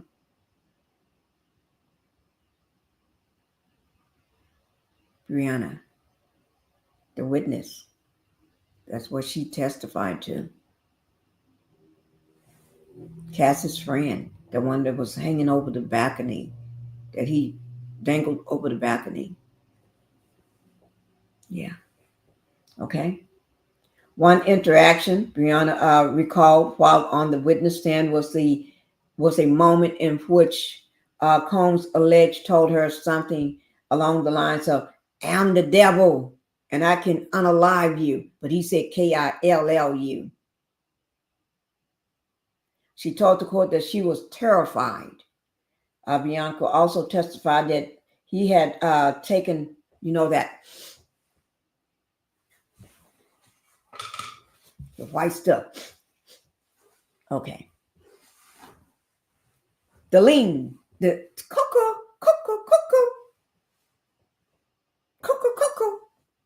white stuff at the time of the incident. So I'm going to do it without all my little reactions.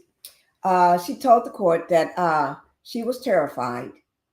Bryana also testified that he had taken the coca at the time of the incident. The cuckoo at the time of the incident. I said I was going to do it without all my little interaction. I couldn't do it. I couldn't say it straight. I could not do that. Okay. But anyway, Bryana testified she witnessed Combs throw a knife at Cassie. Now, when they say Cassie, they're using her last name, Ventura. Okay. And they're using Combs' last name, Combs. But y'all know me. I may say Combs or I may say the diddler. Or I may say Cassie but I will ever say her last name because everybody know who she is, Cassie. Okay, and they're using Bryana last name, but I'm saying Bryana because her last name. I'm just using everybody's first names. Okay, let me get me another drink of my lemon water. Okay. Bryana didn't. Bryana testified she witnessed Combs throw a knife at Cassie during a violent outburst at her apartment. Bryana didn't recall the exact year when this incident unfolded, but she said it happened in the middle of the night at Viturs at Cassie's place in Los Angeles. Cassie picked up the knife and hurled it back at Combs, the witness said, which is Bryana said. Both of them throws missed. Both their throws missed. So when the diddler threw the knife at Cassie, he missed, and Cassie picked the knife back up and hurled it at him, and she missed. Okay.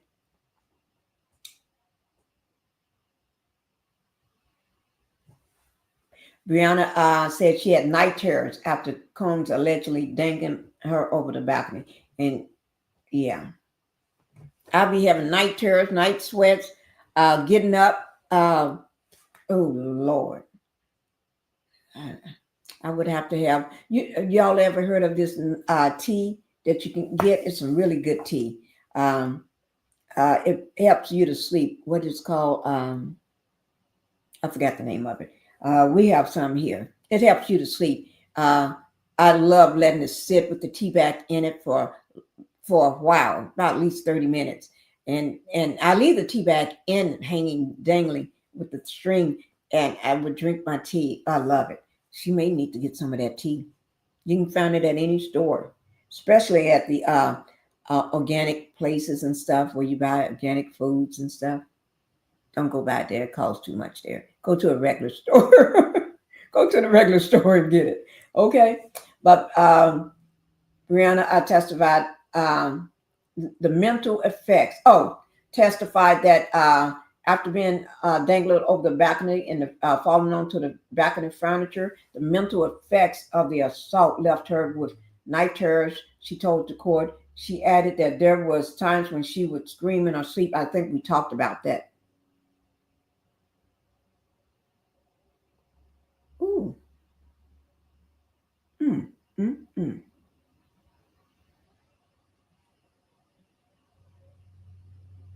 Okay. She also mentioned the balcony incident without naming. Cassie mentioned the balcony incident without naming her friend Bryana. Think of it. Oh, and in her 2023 lawsuit against Combs. Oh my Lord! And I got that. The docs on that. Cassie mentioned the balcony incident without naming her at the time. Now Bryana is on the stand talking about that same incident. That's what you call she corroborating Cassie's story from that lawsuit, that $30 million lawsuit that she hit Diddy with back in 2023. That was settled within 24 hours. So Bryana is corroborating that on the stand today.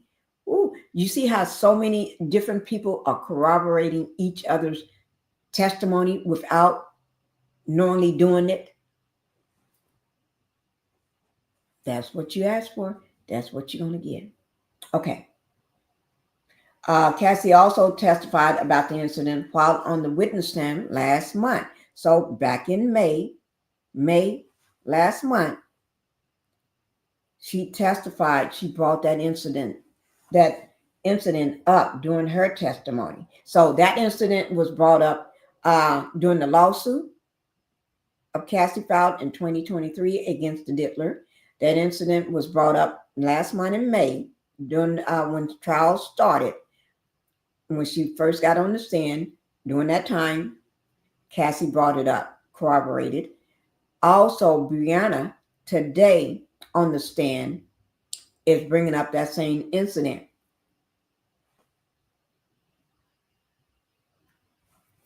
As it smells like a duck, it's a duck.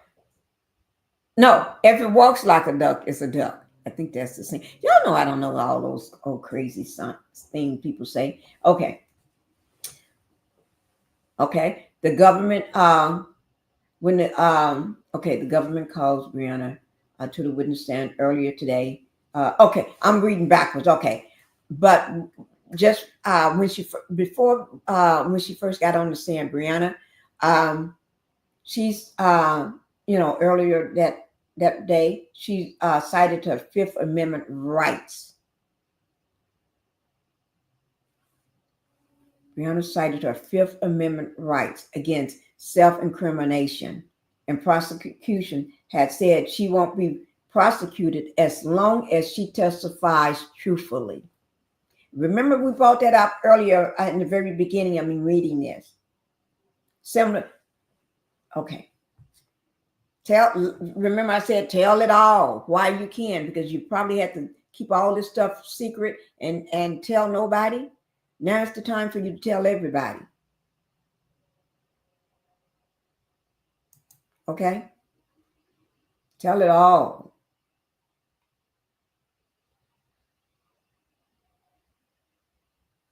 Okay. Now, who is the... Remember, they was talking about another testimony of somebody. Let me put it down in my notes. When we was... Let me bring this up right quick. Let's see, can I find it? Okay, let me just bring this back up and see. I'm gonna bring it back up for you all, because this is what we're going to talk about right now. Okay, remember the updates. The updates right here. Frank, you see Frank Piazza. I think I'm hoping I'm saying his name right. Frank Piazza. He's the forensic video analyst, because they was questioning whether that video was tampered with or something is not right with that video. They had questions. The defense is bringing up a lot of objections about that video. And so sometimes you don't want to bring up things that you don't know the answer to. Because if you don't know the answer to, and then you get that answer, then that's not good. You get the answer that you don't want. So sometimes you need to find the answer to it before you bring it up. Because now the prosecution brings a forensic video analyst on the stand to testify about the video.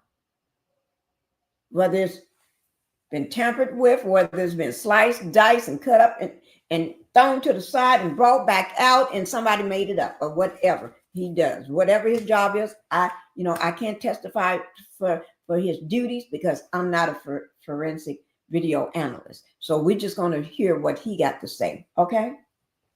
So this is still live outside the courthouse. Nothing is going on. Let y'all see that nothing is still going on. We still got people going and coming and everything. But as soon as somebody they come out, hopefully we get a chance to see it. All right. Let me and I did have it muted. Not like anybody is saying anything. Okay. Let me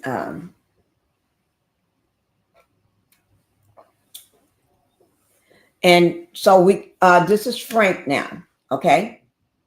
This is Frank. Frank takes this Frank is on the stand. Let me see, can I go let me show you all what Frank looked like. Okay. Sketch Frank. We ain't talking about the real Frank. We talking about a sketch Frank. Okay. Let me bring it up for you so y'all can see.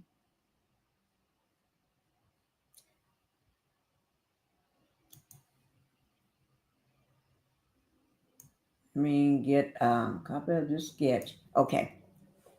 So everybody can see what sketch artist. But Frank looked better than some of the other sketches that they've been putting out. You know what I mean?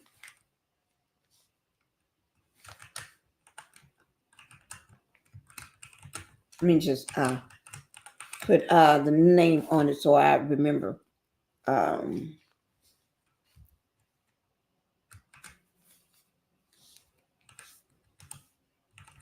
Okay.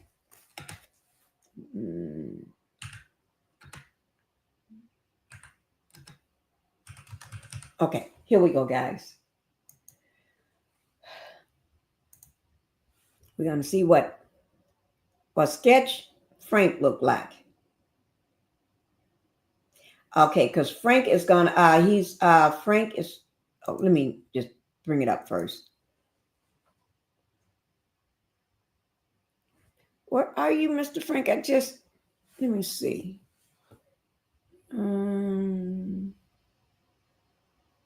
And I do have a picture of Derek Ferguson, the CEO of Bad Boy Entertainment. But we ain't talking about Bad Boy Entertainment right now.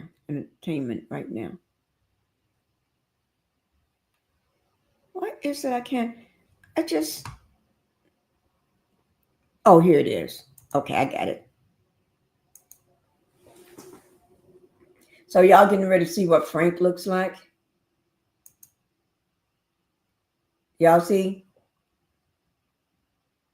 That's Frank. Frank video expert for not Frank video, the forensic video expert. He's the forensic video expert that testifies about the surveillance footage shown in the Combs and Combs and Cassie's hotel video, where he kicked and stomped and yelled, dragged her, and yeah, that video. He's testifying in regards to the video. So I wanted y'all to see what Frank looked like, so you know. Okay, so let's go ahead and get started with Frank.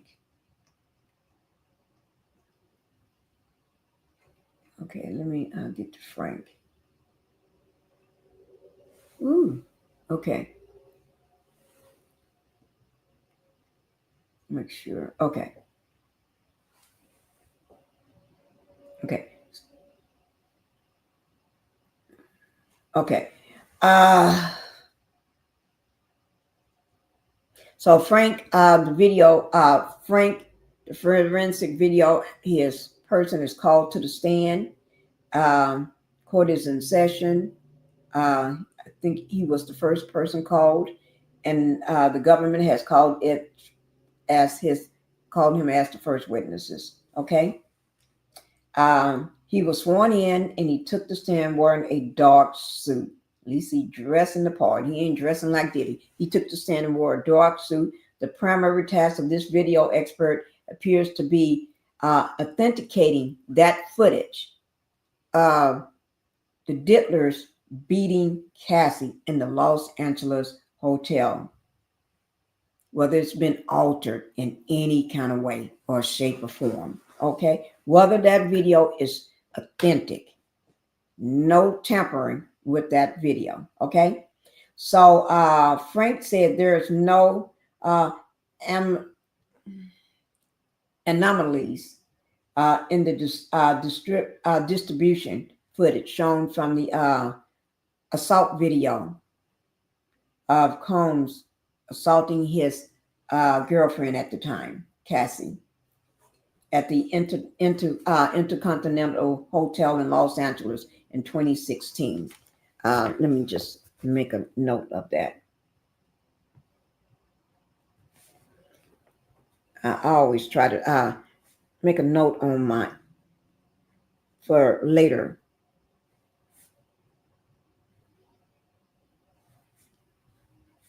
Okay.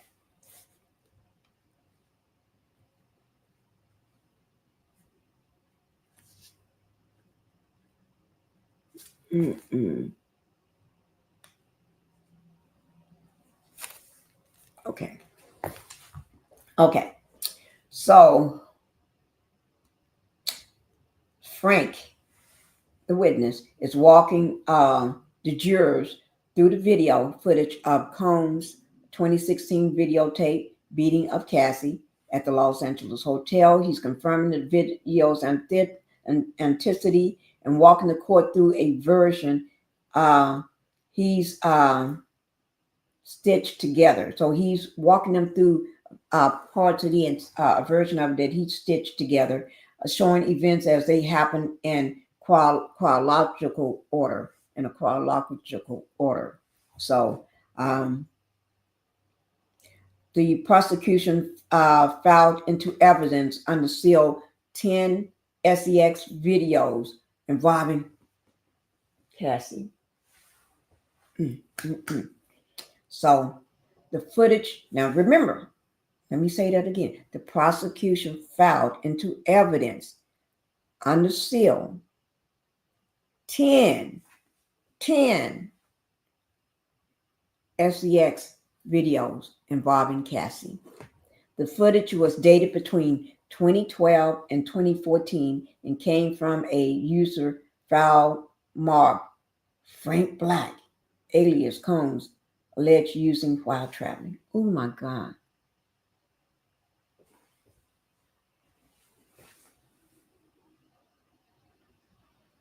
Oh my God.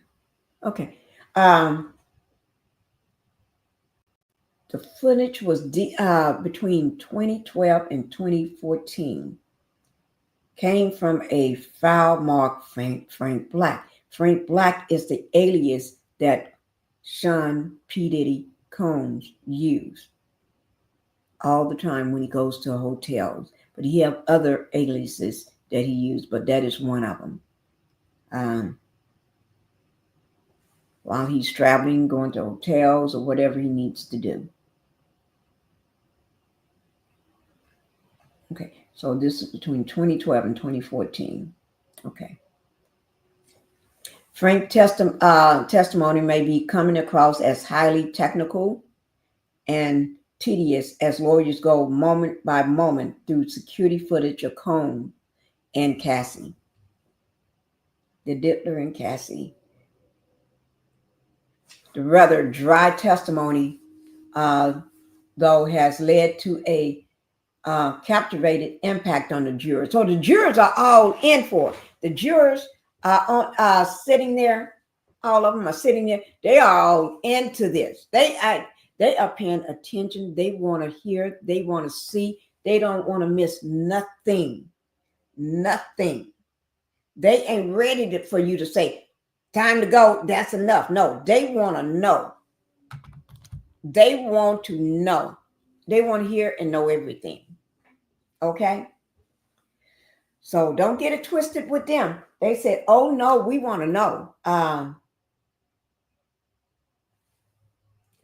Although it's highly technical, the Lord just go moment by moment through security footage of Cassie and Combs.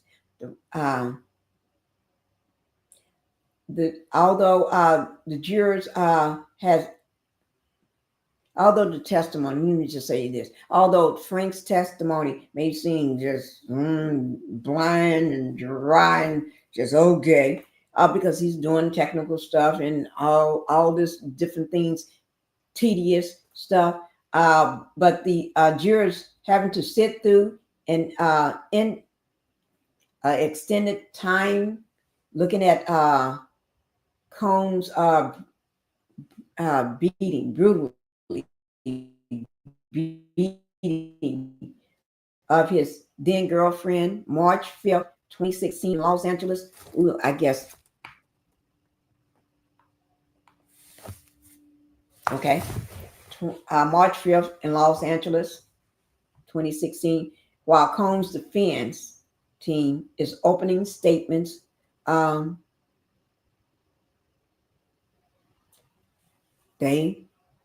defense keeps saying Combs is prone to being out of control in a high temper and throwing tangerines and stuff. Don't just sound like a little kid or something, or a baby or a kid. Oh, he's out of control. He's throwing tangerines. He's trying to get his way. He's trying. See there?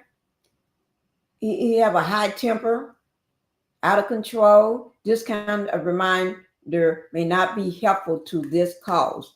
That's what is written here. This kind of reminder may not be helpful to this cause. So the defenses keep bringing it up today that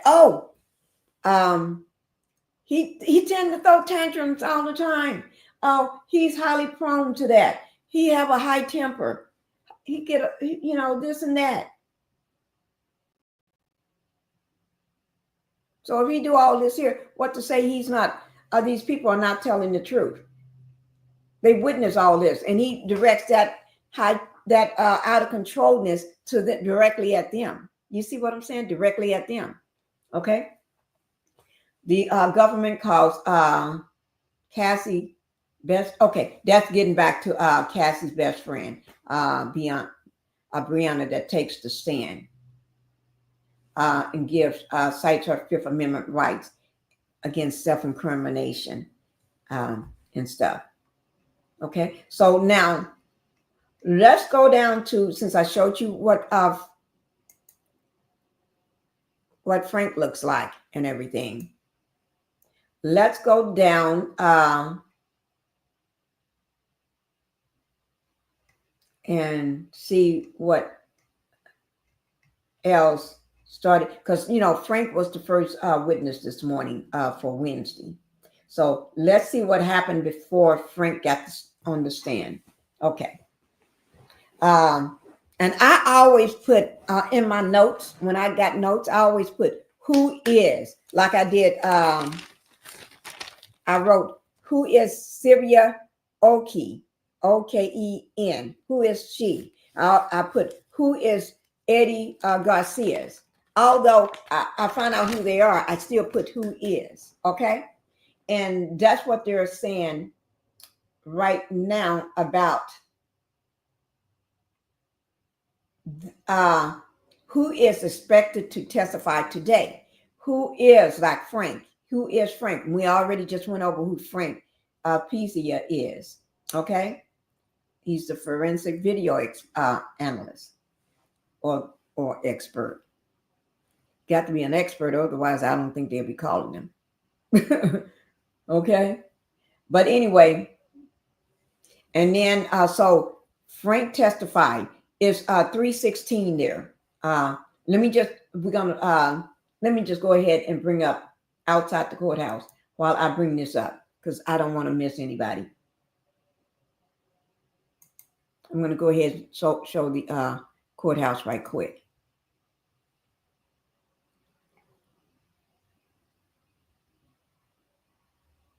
Okay, it's 317 there now. 317 in New York. Court dormant ends about 3 o'clock or maybe 4. Oh, let me just tell you all this. When Diddy, before we get into anything else, when Diddy leaves the courthouse, they have him to change Diddy's not the courthouse. Let me just say this: when Diddy trial is over, not trial day like today or yesterday, when court is over, court is let out for the day, Diddy goes and get changed back into his jailhouse uniform. Yes, he goes. They give him his clothes so he can change back in his jailhouse uniform. Okay, and his defense team is trying to say that Diddy don't get enough time with Diddy. That the time that is short. They don't have enough time. They trying to, in my opinion, they trying to make the amount of time that they spend with Diddy is not enough. That they can mistrial. When I say mistrial, then did it with everything else.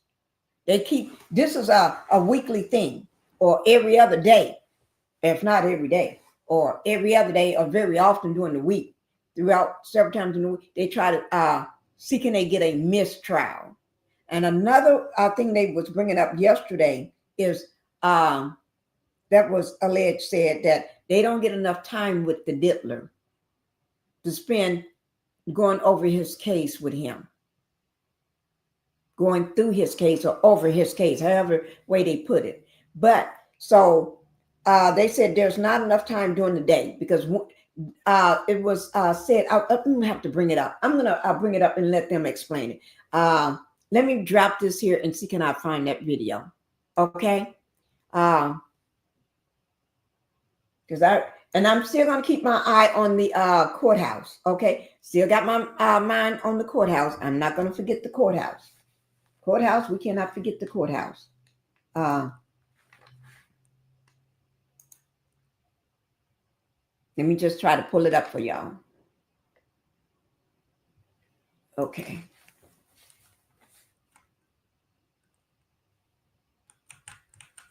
Okay. Let me see it. I'm going to try to find the one.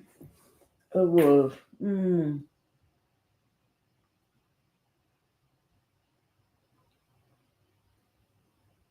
me go through. I'm trying to find it because they're talking about how they don't get enough time with Diddy and stuff. And to me, the way I was listening to it last night, what they're saying, they're trying to say that because they want a mistrial. Anything for a mistrial. Okay? They're going to say anything to try to get a mistrial. I don't know where I was watching that from.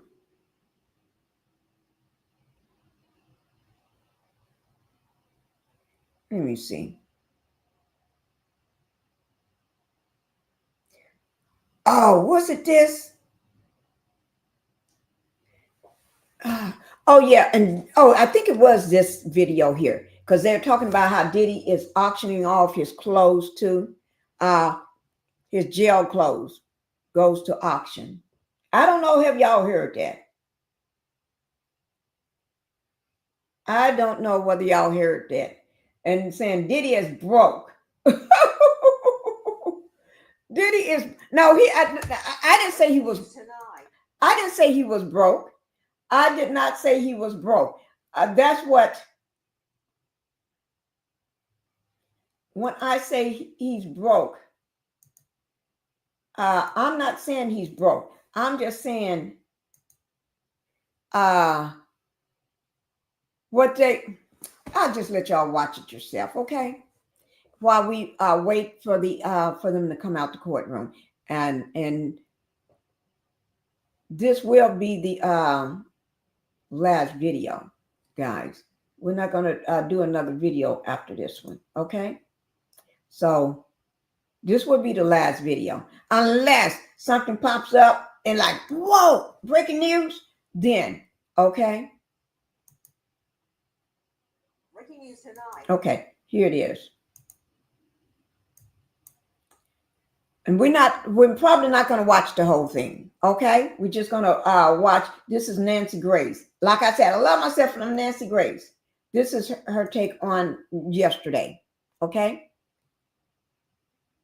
Y'all don't mess with Nancy Grace. Don't mess with Nancy Grace. I'm trying to figure out what I need to do. I forgot. Diddy auctions his jailhouse clothes. Do his lawyers? That's what I want y'all to hear. I didn't call this man broke at all because I know Diddy ain't broke. Okay? But I don't know. Do he think he's some people auction off the, I don't know, when they not here no more? I don't know. Guys, yo, help. That much. Are they worth it? This as Diddy weighs into the battle, promising to go all the way to the White House to stop a pardon for Diddy. Good evening. I'm Nancy Grace. This is Ron Stories. I want to Get rid of that.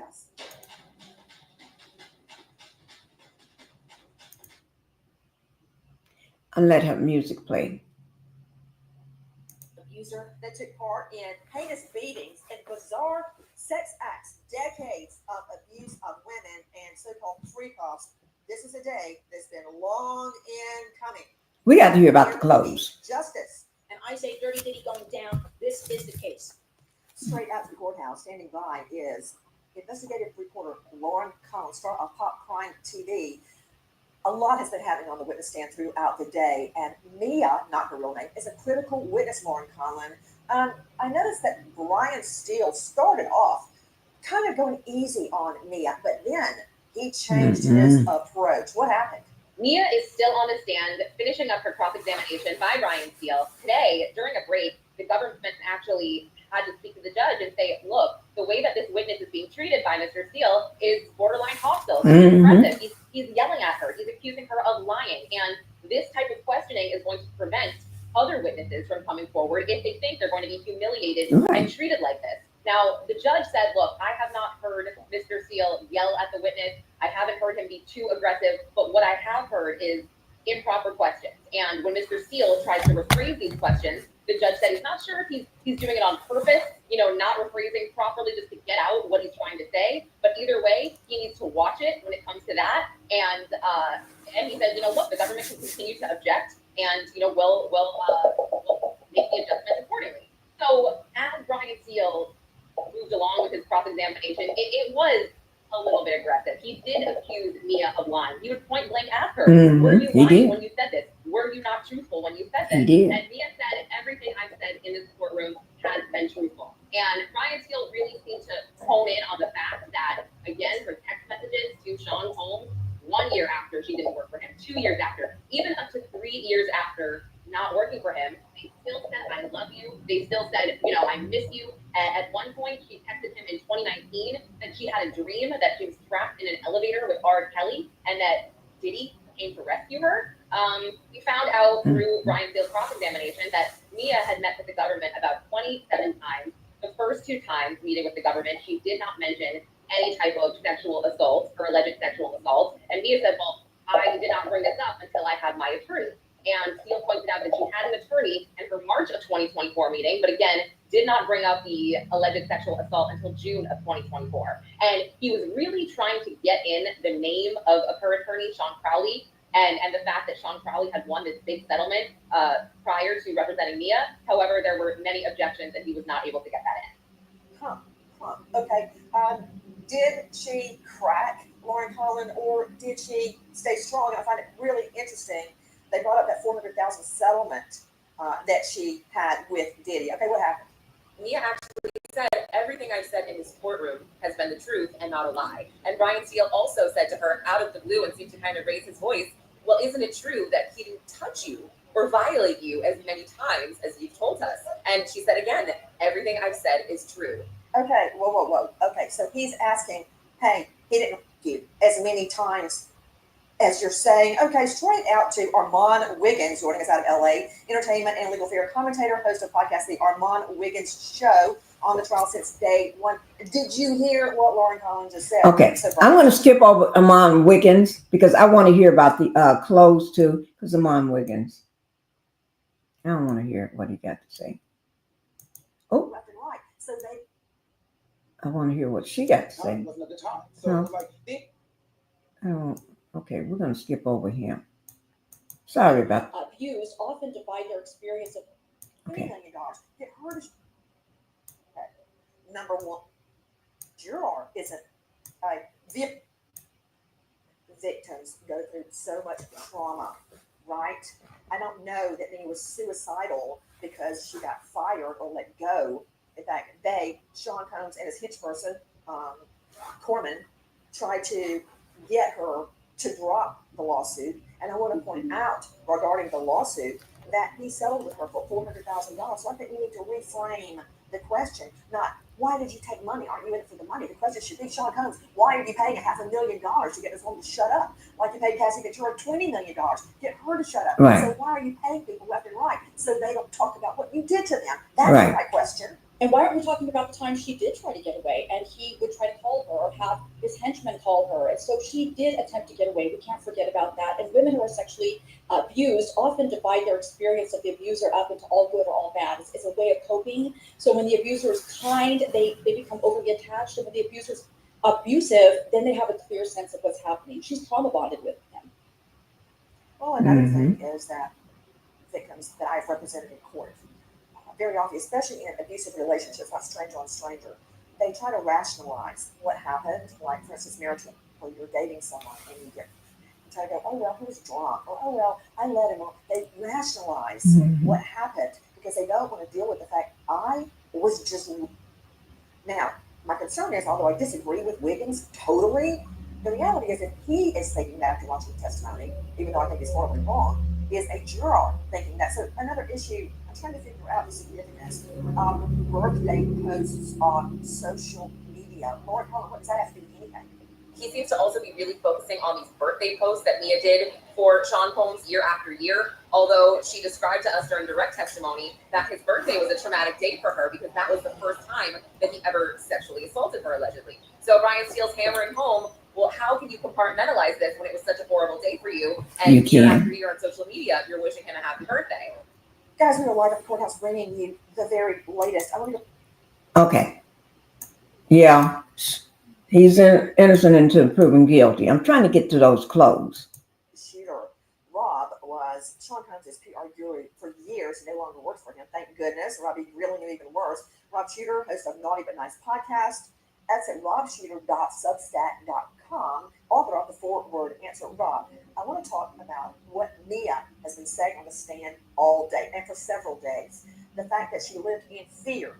You know, I believe it was you that first told me that Sean Combs ordered somebody to go get him a cheesecake at 3 o'clock in the morning, and they did it. They found a place that was open. They got the cheesecake and brought it back to Sean Combs. It seems as if he was very imperious with his employees to the fact that Mia describes PTSD. That's what she's describing. I've seen it in a lot of crime victims. Describe what you witnessed. My time working with Diddy was extraordinary, Nancy. I've never had a job, I've never experienced anything like that again. And I go on to work with stars even bigger than him. It was really gruesome. It wasn't a job. It was a life. He took over your life. He demanded you 24 hours a day, 7 days a week. He could be really bullying. He could also be very charming. And so I understand everything that Mia's saying. It's heartbreaking, and it's an experience that very, very few, thankfully, will ever know. Okay, I want to get back to these demands. Because if he could make a grown person get out of bed at 3 a.m. and traverse Manhattan to get him a slice of cheesecake, and it had to be the best cheesecake. It couldn't be any crap that you get down at the D'Agostino's. Right? What could he make someone like Mia do, who was already meek and mild and traumatized? I mean, I want to hear what it was like. You say it was a way of life. It was your life. Why? It was our lives because we were young. He had picked people to work with him that he could control. There was nobody on his staff, including me, that was terribly experienced. It was all about him. He carefully groomed us all. He carefully selected us all. And if anybody came into his world who said no, who was too experienced, who knew better, they didn't last. He was the ringmaster, and we played along with his circus. Rob Shooter, you stated that Sean Combs has a very carefully choreographed personal image. And you told a story about making the press move at a private airport, I guess it was Teterboro, so as they all filmed Sean Combs pulling up. Yet first you didn't see the private plane, and he was so angry. He actually single-handedly made all the press move where they were standing so he could re-enter Teterboro. So when he got out of his SUV, you could see the private plane behind him. Describe. Yeah, absolutely true. I was on the tarmac. The press was lined up and waiting for him. Everybody from national shows to local press. And he drove up in his car and he realized they were shooting this ugly airport terminal behind him. He wanted a shot of this very, very expensive private plane. So what he did is he left. He restaged his entrance. We spun the press around, and we had to go down that line, Nancy, and make sure every member of the press who were videoing deleted their original footage. So we did not leave this to chance. It was something that he had thought of. I wouldn't have thought about this, but he told me make sure that all deleted the footage I don't want. I don't want to give them the choice of deciding which footage to use. They'll use the one that I give them. So he got an entire fleet of the media to change their positions and delete video. I'm making a point. Listen to this, Shooter. Brian Steele shows me a birthday shout out from Combs captioned, "Beside every great man is a great woman. P.S. Sorry I was acting crazy last night." Mia says Combs had threatened her life on a phone call the night before, and she took this as his apology. Steele asks if she reposted the message despite the seriousness of the threat, and Mia responds, "Of course," reading off her profusely thankful caption, "Thanks, Puff. Love you. You've shown me the world."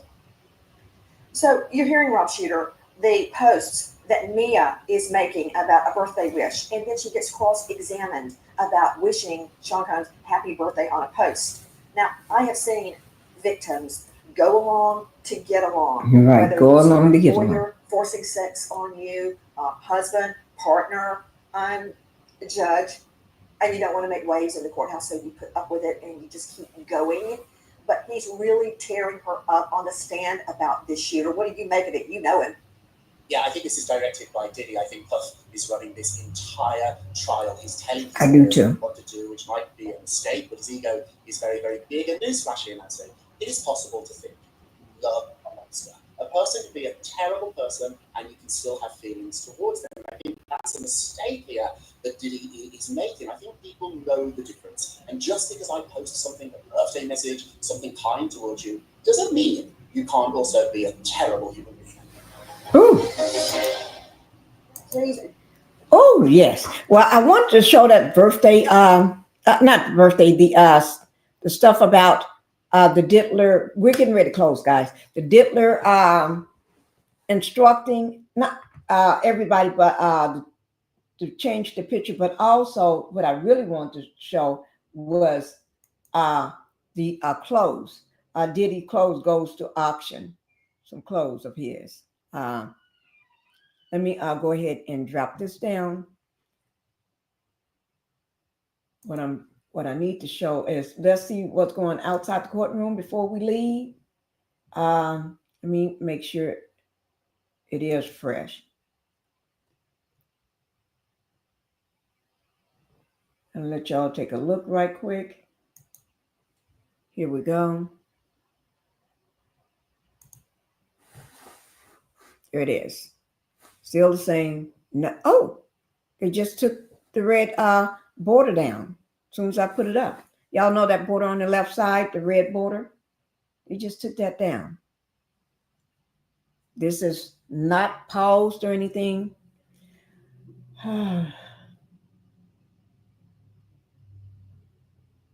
It's buffering now. But anyway, that's outside the courthouse. I don't know why it's doing that, but I'll go ahead and take that down. Okay.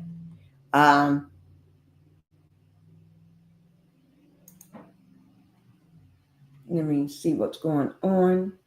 What else is going on outside the courthouse? Let me see. We're getting ready to go, guys. Let me see what CNN got going on outside the courthouse. Nothing more than the same thing. Okay. We're getting ready to go, guys. Anything updated? Any new updates? Like I did last night, I put out a short video last night. Make sure you all watch it. Bad Boy former CEO, CFO Derek Ferguson on the stand. I dropped that late last night. But we're getting ready to go, guys. And y'all know how we do it when we go. But make sure you all hit that like button before we get out of here. Make sure you hit that like button and go ahead and subscribe to the channel. And if you want to become a member, go ahead and become a member of the channel. Everybody that came in for the live, thank you. I appreciate it very much and everything. Much love to y'all, but we're getting ready to go. Bye-bye, guys. Yeah, I'm tired of shit, and the coffee ain't hit yet. Damn, ain't that great. I don't wanna go to work, cause my boss is a jerk, and I'm not even that paid.